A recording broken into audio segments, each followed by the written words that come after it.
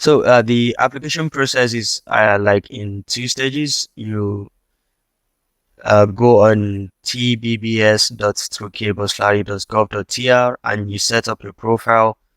You put in your information, your passport information, the uh, income, like your parents' income, the number of siblings you have, like pretty much every information about you, your educational background, and the kind of voluntary activities you've done in the past. So after you complete that part, then you move on to the application page. On the application page, you have the chance to choose your university, then you submit your letter of intent and the likes. So, how I prepared for the application was because I registered for the scholarship before. So, I just created a new account from scratch, and I made sure I got my transcripts from my secondary school. And about the transcripts, there is a standard format for getting the transcript, for designing the transcript. So I made sure uh, I included the last 3 years of my high school, and I included all the informations about every trimester in the transcripts. So I'm going to share the transcript with Malik for him to share with the community. So it's going to be really useful. So I made sure I designed the transcripts in a very standard way, and I got my recommendation letters ready, and I also I started writing my letter of intent because it's one of the most important aspects of the application process. Then, when the application came out, I made sure I didn't like rush to submit my application.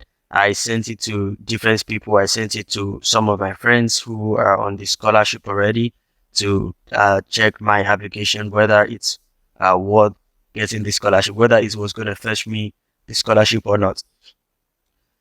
So yeah, that's pretty much about how I prepared for the application process. And as I said, the most challenging part of the application process was organizing the information. You know, pretty much everyone has um, one qualification or the other. Like um, before anyone started applying for scholarship, maybe you have this voluntary experience, you have a lot of voluntary experience. So, well, one of the most challenging aspect of the application process is organizing the information you have, organizing uh, the the qualifications you have to what will interest the scholarship admin.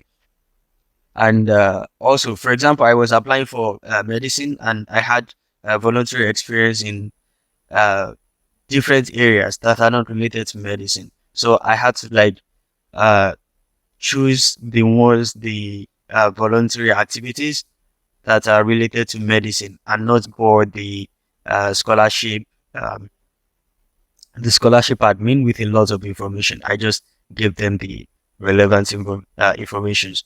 And also another challenging aspect of the application process is the letter of intent aspect.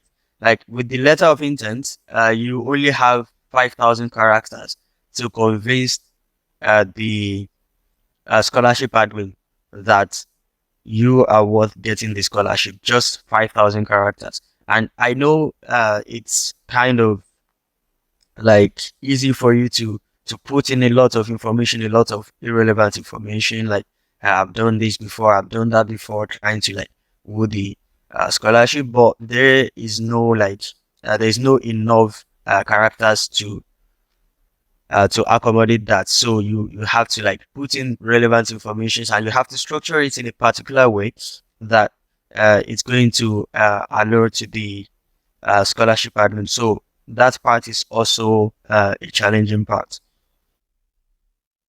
So I guess I've said pretty much everything. Make sure you don't bombard them with a lot of information. Structure your information in a way that it aligns to the course you want to study. If you want to study medicine, put in the voluntary activities and the certificates and awards that are related to medicine. Don't just give them any information, give them relevant information. And invest a lot of energy in writing the uh invest a lot of energy in writing the letter of intent, because that's the only chance apart from your results. If you have a very good work result and a very good jam, jam can also come in handy. You can go to the interview with your jam result. They may ask about the jam result and it may boost your chance. So having a very good result is one part. Then having a very good letter of intent is another part, to uh, would I say seduce, to seduce uh the scholarship admin to give you the scholarship. So it's another chance of letting them know you. And also make sure in the application process, in the application form, make sure you make use of every chance to write something.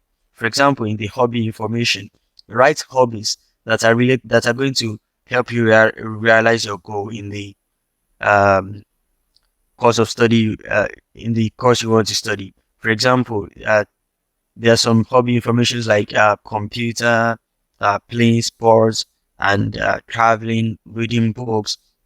So make sure you choose the hobbies that align with your course of studies also, and tie your hobbies. Like they don't necessarily have to align with your course of study, but make sure you tie them with your course of study.